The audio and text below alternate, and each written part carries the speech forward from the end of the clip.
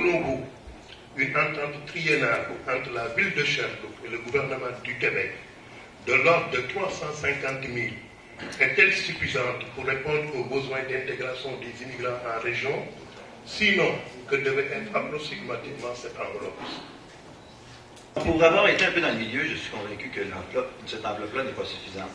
Parce que ça prend différentes... Quand on parle d'intégration, ce n'est pas seulement apprendre une langue, ce n'est pas seulement... Ça veut dire aussi fonctionner de façon positive dans cette société, être capable de s'intégrer pleinement.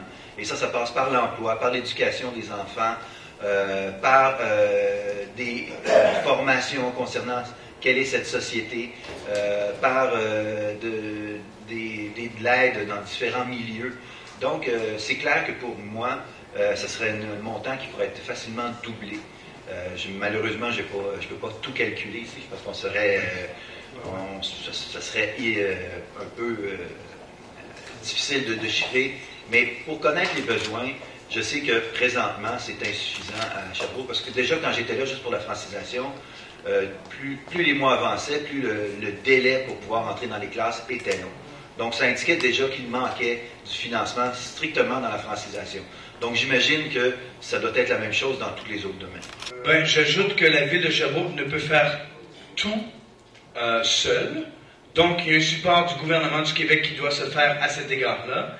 Et j'ajoute également que certainement la Fédération des communautés culturelles de l'Estrie souhaiterait avoir un financement qui soit supplémentaire, mais il en va de même aussi pour l'ensemble de nos outils d'intégration, la Maison de jeunes d'Ascot par exemple, ou encore une fois la table Ascot en santé, ou nommez-les le SAFRI, alors il y en a des organismes, ces organismes ne demandent qu'à être supportés, parce que lorsqu'un organisme communautaire reçoit le financement nécessaire pour actualiser sa mission, eh bien, à ce moment-là, il perd beaucoup moins de temps à chercher de l'argent et passe beaucoup plus de temps à être sur le terrain, à répondre aux besoins des gens.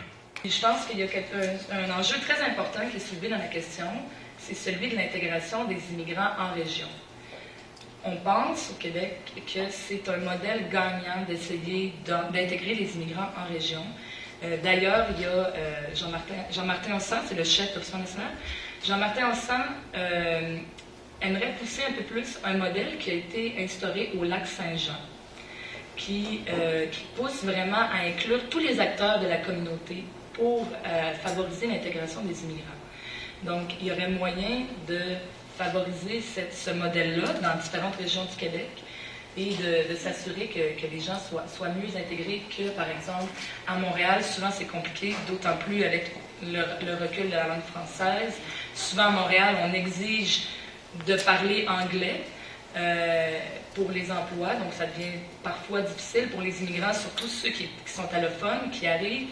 Ils passent plusieurs mois à apprendre le français, puis la première question qu'ils se font poser à une entrevue, c'est « Parlez-vous anglais ?» Donc, il faut miser peut-être un peu plus sur les régions. Les régions du Québec sont, pour la plupart, un peu plus francophones, donc ça favorise l'intégration des immigrants. Ben moi, j'aimerais rajouter, en fait, on est beaucoup pour la décentralisation, donc donner plus de pouvoir aux régions, aux acteurs locaux qui connaissent vraiment leur communauté et quels sont les besoins. Donc, en donnant les budgets à ces gens-là, ensuite de ça, c'est possible de dire, je mettrai tant en santé, tant en immigration, et les gens localement peuvent faire valoir leur point de vue. Et les gens le savent, en fait, au municipal, au régional.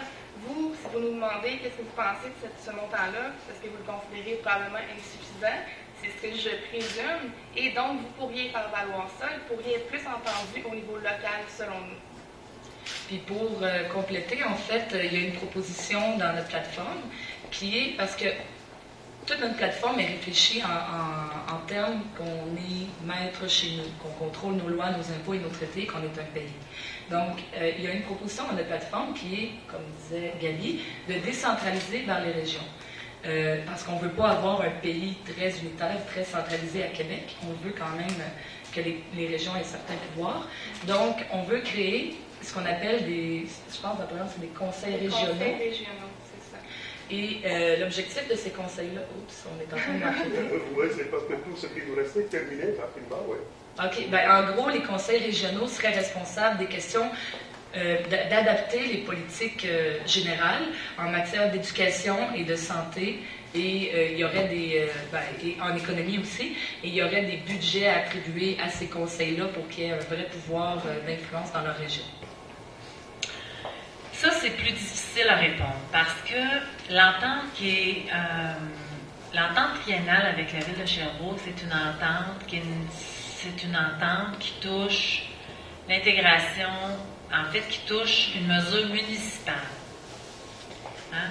La mesure municipale, c'est-à-dire c'était pour répondre au programme municipal de la ville de Sherbrooke là, sur la fameuse politique d'intégration des immigrants, où vous avez 4 objectifs principaux.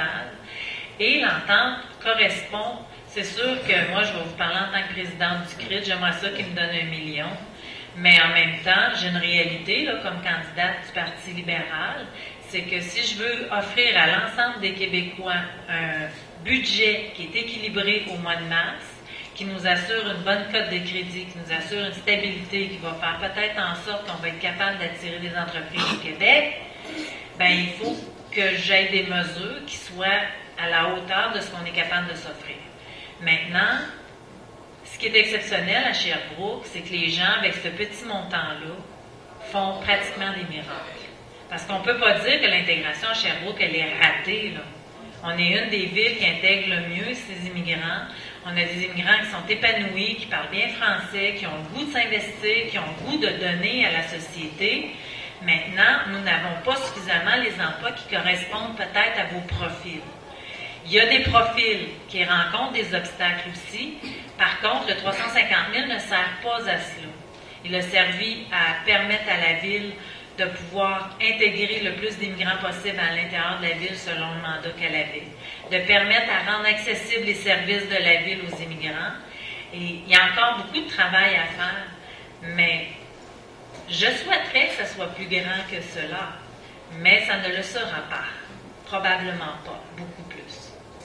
Et puis là, est-elle suffisante? Je ne peux pas vous répondre comme ça. Il y a quelques éléments inconnus qui font que je ne peux pas vous dire est-ce que c'est suffisant, est-ce que ça ne l'est pas. Les besoins d'intégration, je sais qu'on pense sérieusement, peut-être, si on parle du français, sérieusement à revenir au COFI. Et ça aussi, on peut se consulter à ce niveau-là si vous croyez réellement que c'est la meilleure façon d'avancer dans l'apprentissage du français. Puis c'est un élément d'intégration des immigrants. Et puis pour le reste, évidemment, je ne peux pas faire l'équation du montant d'argent nécessaire à tous les éléments de l'intégration, mais ça, encore là, on va travailler. Parce que je suis convaincu que vous êtes une source inépuisable d'informations sur l'intégration. Parce que vous êtes dedans depuis que vous êtes arrivé. Vous voyez les choses aller. Et donc, une grande consultation, ce ne sera pas mauvais pour savoir, vous, comment vous voyez les choses, comment vous pensez qu'on peut le faire plus facilement ensemble. Je pense que c'est un exercice qu'on va avoir le temps de se donner. Écoutez, à la Coalition Avenir Québec, on met 20 millions ici à Sherbrooke-Innopol. Et ça, c'est pas une promesse, c'est une mesure qui est budgétée, elle est dans le budget. Puis c'est un crédit d'impôt qu'on relève aux entreprises. On ne le donne plus aux entreprises, on prend cet argent-là et on va les donner aux gens en première ligne. Donc, n'importe qui de cette communauté ici pourra se présenter à un guichet unique et avoir accès à cet argent-là. Puis c'est 20 fois le 350 000 que vous proposez, parce qu'on est conscient que c'est la seule façon de relancer notre économie. Puis, il y a une raison aussi pourquoi on va chercher 50 000 immigrants par année, c'est qu'on en a besoin. Si je comprends bien, c'est un fonds garanti par Innopol ou bien? Non, c'est le gouvernement de la coalition qui va donner l'argent à Innopol. Et aussi à Quaticook, au Centre local de développement. 100 000 par année, c'est pas beaucoup. 100 000. C'est vraiment pas beaucoup. C'est sûr que moi, je pourrais pas vous promettre 10 000 de plus que ça, c'est sûr. Mais peut-être à faire améliorer le processus de ça. Parce que vous ne devez pas l'avoir, sûrement pas, vous avez, comme ça, là. 100 000, là, ils ne doivent pas le donner de même. Là. C'est en sur 3 ans. Fait qu'ils sont bien capables de vous garder une coupe de 100 000 en tout avant de vous donner ça.